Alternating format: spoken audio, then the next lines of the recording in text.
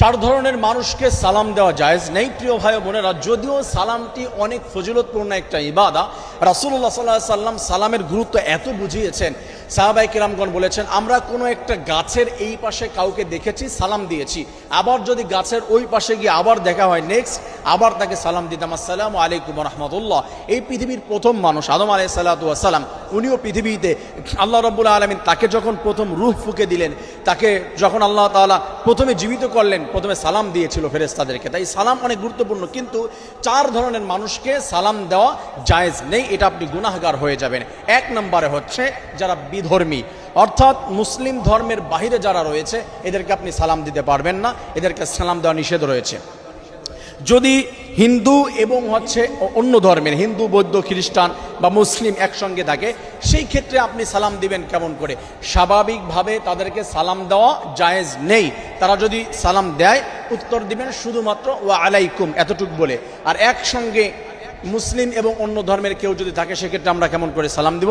সেক্ষেত্রে সালাম দিব হচ্ছে আসসালামু আলা মানিত্তাবা আল হুদা। প্রিয় ভাই বোনেরা, আমি মনে হয় বিষয়টি বোঝাতে পেরেছি। নেক্সট, যাদেরকে সালাম দেওয়া যাবে না তারা হচ্ছে, যদি কোনো ব্যক্তি পেশাব পায়খানারত অবস্থায় থাকে, কোনো একটা ব্যক্তি ল্যাট্রিনের মধ্যে আছে, কোনো একটা ব্যক্তি পেশাব করছে, এই অবস্থায় তার প্রাকৃতিক যে হাজত এটা পূরণ করছে, এই সময় তাকে সালাম দেওয়া যাবে না।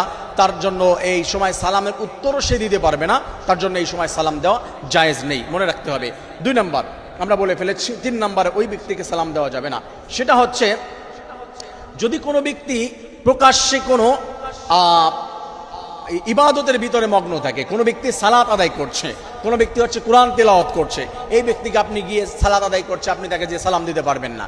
এই ক্ষেত্রে আপনার সালাম যদি দিতেও হয়, তাকে যদি কোনো দিক দিয়ে আপনার সম্মান জানাতে হয় বা সালাম দিয়ে আপনি সব আর্ন করতে চাচ্ছেন, সেক্ষেত্রে আপনার যেটা করতে হবে, নামাজের পরে বা কোরআন তেলাওয়াত বা যে কোনো ইবাদতের মধ্যে আছে, ইবাদত শেষ করার পরে আপনি তাকে সালাম দিবেন। এই বিষয়টি মনে রাখতে হবে আমার প্রিয় ভাই বোনেরা।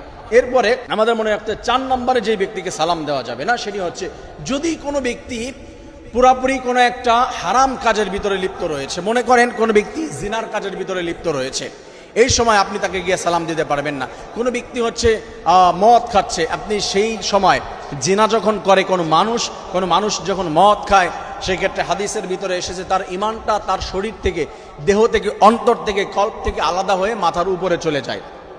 তার উপরে তখন প্রশ্ন চলে আসে তার ভিতরে ইমান আছে কিনা, এই অবস্থায় মারা গেলে সে জাহান্নামী হয়ে যেতে পারে। সেক্ষেত্রে আপনার সালাম থেকে বিরত থাকতে হবে। আমি মনে হয় বিষয়টি বোঝাতে পেরেছি। তা আমরা এই ক্ষেত্রগুলোতে মানুষদেরকে সালাম দেব না, সালাম দেওয়া থেকে বিরত থাকার চেষ্টা করব।